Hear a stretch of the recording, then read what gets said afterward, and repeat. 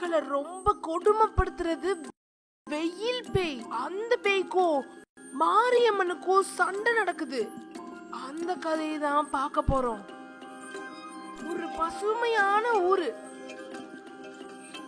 மக்கள் தொகை கூடுனதுனால எல்லாரும் மரத்தை வெட்டினாங்க.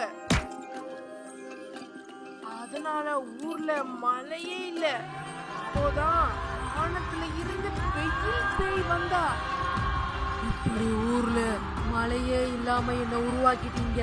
உங்ககிட்ட இருந்துதான் நான் சக்திகளை உறிஞ்சி எடுக்க போறேன். அந்த பூமியே வறண்ட பூமியா இருக்கு. இதுல வெயில் பேய் ஊருக்குள்ள வர்றா. மக்களோட எனர்ஜி எல்லாத்தையும் எடுக்கிறா. அதனால மக்கள் எல்லாருமே சோர்வடைறாங்க. மழையே இல்லாம வெயில் பேய் ரொம்ப கோபமாகி அதிக வெப்பத்தை பரப்புறா. அதனால மக்களோட உடம்புல ரொம்ப கொப்பளங்களா வந்துச்சு. வெளியில வந்தாலே மக்களோட தோல் மாறுச்சு. அப்போ அந்த ஊரு டாக்டர்கிட்ட போய் எல்லாரும் கேட்க, இதுக்கு ஒரே மருந்து தண்ணீரும் மோரும் சொல்ல, நீங்க எல்லாரும் அதையே குடிங்கன்னு அவர் சொல்றாரு. மக்கள் எப்பவுமே வெளியில போறப்ப குடிக்கிறாங்க, வீட்டுல குடிக்கிறாங்க. அப்போ மக்களோட கைகள்ல இந்த கொப்பளங்கள் மறைஞ்சிருச்சு. அவங்களோட ஸ்கின் நார்மல் ஆயிடுச்சு. இத பார்த்து வெயில் பேய் கோபமாகறா. எல்லாருக்கும் அம்மை நோய பரப்புறா. அப்போ மக்கள் எல்லாரும் நேரா மாரியம்மன் கோவிலுக்கு போறாங்க.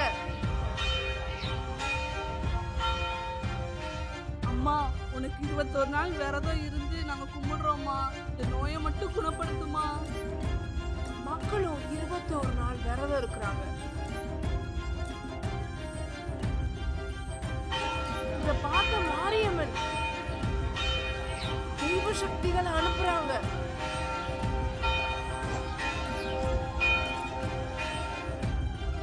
எல்லாருக்கும் அம்மை நோய் சரியா போச்சு. இத பார்த்த வெயில் பேய் மாரியம்மன் மேல கோபப்படுறா. அவ கோவிலை நோக்கி ஓடி வர கோவிலுக்குள்ள இருந்து மாரியம்மன் வெளியில வந்தாங்க. அவன் நின்னு தீய சக்திகளை அனுப்புறா. மாரியம்மனால எதுவுமே செய்யல.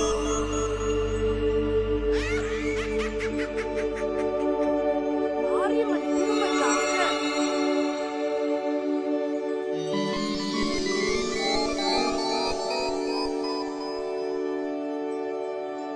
என் மக்களுக்கு ஒண்ணுனா நான் சும்மா இருக்க மாட்டேன். என்ன மீறி இந்த வெயில் மக்களை ஒண்ணுமே செய்ய முடியாது சொல்லிட்டு சூலாயுதத்தால வெயில் பேயை தாக்க